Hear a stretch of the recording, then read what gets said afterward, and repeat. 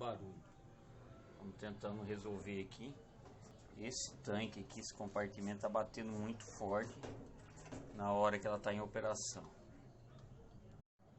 Para levantar essa tampa tem dois parafusos aqui, um parafuso aqui e outro parafuso aqui. É só desencaixar ela.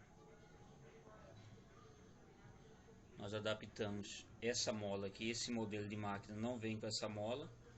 Colocamos essa mola, aqui não tinha outra, vamos fazer o teste. Coloquei mais uma mola aqui que estava disponível aqui. Agora vamos fazer o teste para ver se ela diminui essa bateção dela. Pelo menos o barulho grande que tinha diminuiu. Fica a dica aí para quem vai passar por esse mesmo reparo. Pelo menos o barulho grande que estava arrebentando o mundo diminuiu. Fica a dica aí, ó.